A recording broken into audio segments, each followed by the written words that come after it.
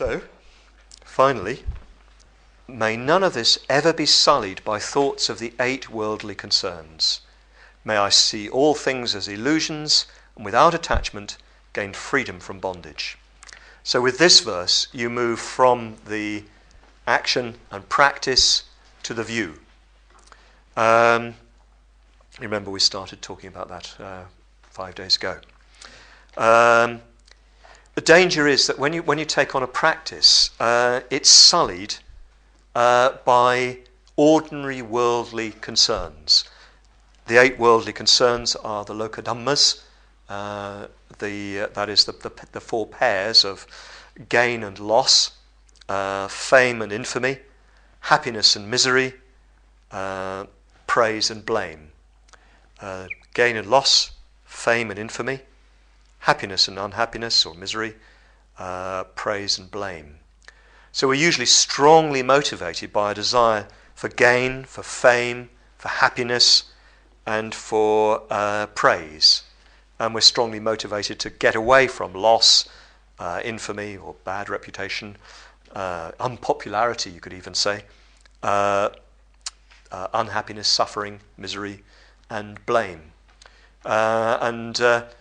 If we allow ourselves to be motivated by those, we're blown around by them. That's why they're called the worldly winds, because they just blow you all over the place. You just sort of motivate yourself to achieve happiness or popularity, but it'll all change direction. What's popular today is unpopular tomorrow. You know, I notice that sort of in the movement even, there are popular characters, popular figures, and it lasts for a while. I've been popular, unpopular, popular, unpopular, till you're sort of spinning and dizzy.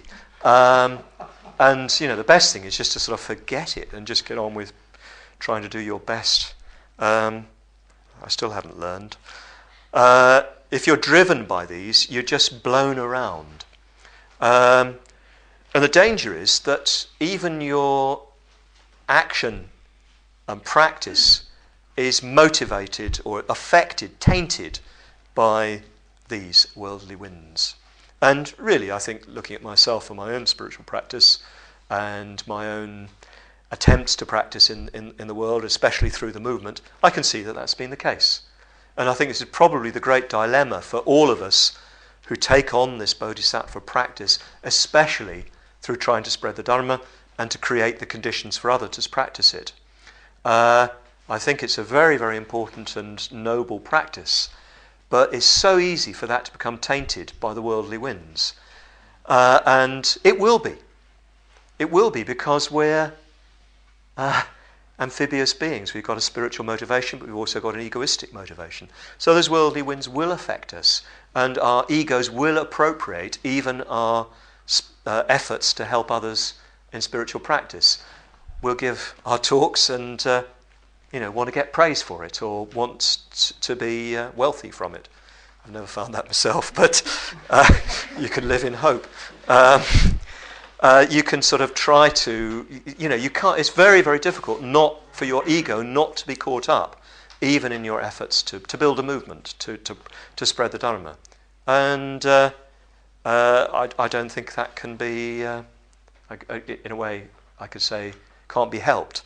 But you know what I mean. I don't mean that you shouldn't try to stop, to work beyond it. It's going to contaminate and as it were, sully, as the word is here, what you do. So there's got to be a constant effort to go beyond that worldly, egoistic motivation, even as you're trying to practice in the world the bodhisattva way. And I think this is actually a very, very important point for us at this moment, because there is a sense of disillusion in the activity of the bodhisattva in building a movement, in trying to help the world. I can't say I feel at all disillusioned in this respect. I'm still quite determined to continue with that effort. But there are those who are sort of almost tempted to give up on it, or even have given up on it, apparently. But I think that's a shame. And I don't think it's necessary. I think one just has to realize that worldly motivation will sully your work, but you have to constantly work against it. You have to recover from it, because life will constantly also be feeding back to you that you have sullied it. At the same time, you need to be working on yourself in order to try to undermine that ego sense and to that ego attachment, rather. And you do that by seeing all things as illusions and, well, it says, without attachment, gain freedom from bondage. So at the same time as you're engaging in the action that's outlined here, which of course itself undermines that ego sense, and engaging in that practice, you're also attacking, so to speak, the ego from the view angle by reflecting on the, well, it says here, the illusion of all things. Well, you could put that in traditional terms as reflecting on the three lakshanas. You reflect that the things that seem so solid, so real, so crucially important, that seem worth living your life for, aren't. You know, like piling up money so that you can buy yourself a nice house so that you can retire and die. So most of the things that you sort of put your effort into, when you really examine them, are quite insubstantial. They tide you over, during the course of this life, or they may tide you over during the course of this life. But insurance policies, even in solid old Britain, can collapse, as those who had equity life insurance policies will know. The oldest insurance agency in the world missold policies, so people who thought they had something solid didn't get it. That's a very trivial, but actually, in a way, quite pertinent example. There are solid institutions, there are solid things around us that we believe in so strongly, but they're really illusory. They have no solidity, no reality. Where you think of people setting out for work from Alcantara to Madrid. It's an ordinary day, just setting out. And actually, what they thought was going to happen didn't happen. So that all the time we rest ourselves upon an illusion of what the world is, of how it's going to be, of what's important in it. But because of impermanence, because of insubstantiality, it's not like that. It's not dependable. The word that probably illusion distantly translates, I don't know what it would be in Tibetan, but is probably Maya, which means something like, well, its root meaning is something like a magical show. It's something that appears to be substantial and real, but isn't. So the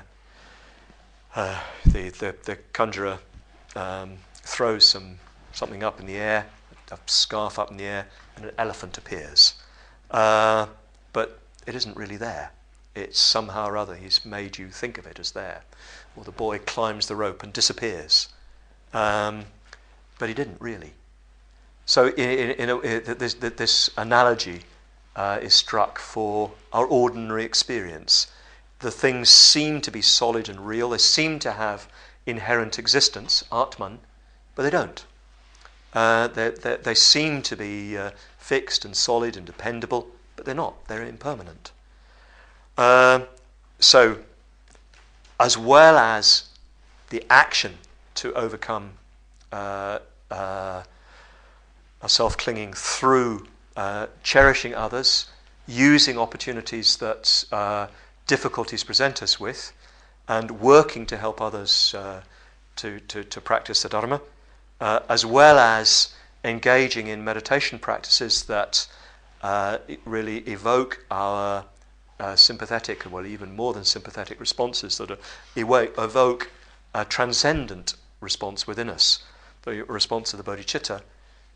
We need to be constantly working at undermining our fixed attachments, our belief in ourselves as independent, solid, permanent reality, relating to dependable, solid reality around us, and doing that by reflecting on the lakshanas, meditating on shunyata, whatever it may be.